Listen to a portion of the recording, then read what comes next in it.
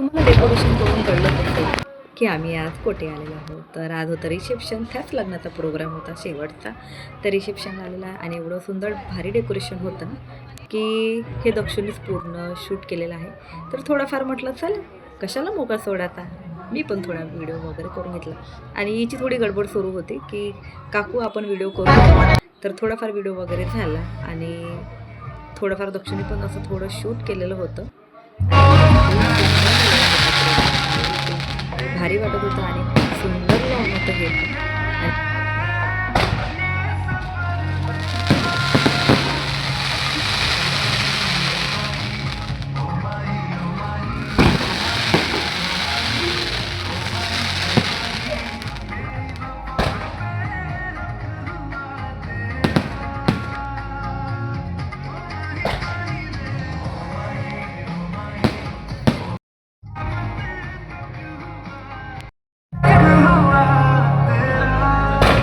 तिकडे प्रोग्राम सुरू होता आणि माझा इकडे व्हिडिओ घेणं सुरू होतं. तर म्हटलं चला हाच आपल्याला मौका राहते आणि मी अशी कधी मोके कधी सोडत नाही आणि त्याच्यासोबत फोटो व्हिडिओज वगैरे बनवून घेते. कारण की हेच एक आपली एक मेमोरी राहते की आपल्याजवळ आणि आपल्या आठवणीसुद्धा की आपण पुढे जाऊन फ्युचरमध्ये आपण स्वतःचे व्हिडिओ बघू शकतो, आपले पिक्चर्स बघू शकतो.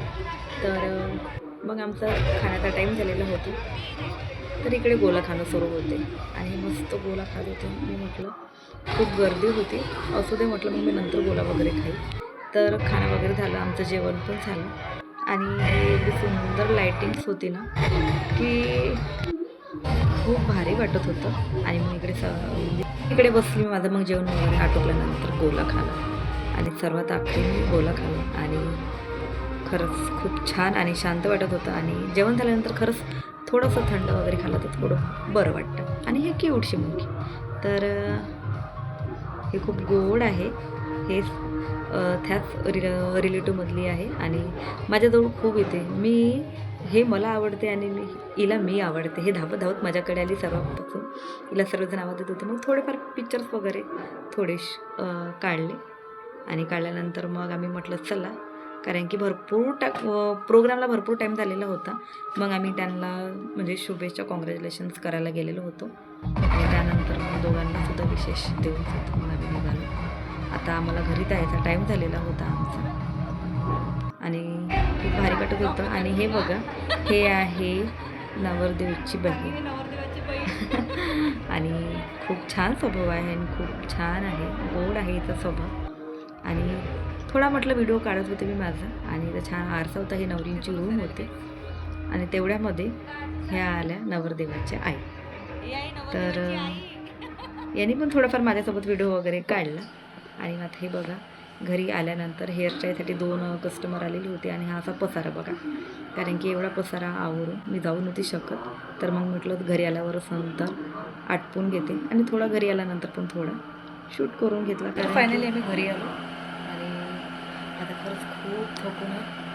तर असं होतं लग्न आणि हे खरंच खूप छान लोक होते. आमच्या घराजवळच होते राहणारे, म्हणजे माझ्या भासारपासूनचे असे ओळखीचे लोक होते हे. आणि खरंच आजपर्यंत त्यांनी पण छान तऱ्हेने रिलेशन्स निघवले आणि आम्ही पण निघवले. आणि खरंच खूप आम्हाला प्रत्येक प्रोग्राममध्ये आम्हाला अटेंड करत असतात. तर चला, अशा प्रकारे आज रिसेप्शन होऊन पूर्ण दी एंड झालं आहे. कारण की लग्नाला मी जाऊ नाही शकली, आम्हाला लग्नाला नाही जाऊ शकली कारण की काही कारणानिमित्त सचिन गेले होते लग्नाला आणि आज आम्ही रिसेप्शनला गेलो. तर रिसेप्शन हिंगणघाटलाच होतं. तर चला, आणि तुम्ही म्हणाल की एवढी खूप सिम्पल तयारी वगैरे, तर हेअरस्टाईलचे कस्टमर असल्यामुळे मला काही वेळ काही मिळालाच नाही. टायमावर 2 कस्टमर आले, मी तयारी करायला लागणार होती. तर कस्टमर आल्यामुळे मला पटापट रेडी व्हावं लागलं आणि मला जावं लागलं. तर चला, आज रिसेप्शन म्हणजे त्यांच्या घरचं पूर्ण जे प्रोग्राम होता तो आज दी एंड झालेला आहे. तर आपण पुढच्या ब्लॉगमध्ये, नवीन ब्लॉगमध्ये काही नवीन तुमच्यासाठी विशेष घेऊन येणार आहे. तर चला, माझे असे व्हिडिओ बघत राहा आणि माझ्या व्हिडिओला लाईक करा, शेअर करा आणि सबस्क्राईब करायला विसरू नका. चला, बाय.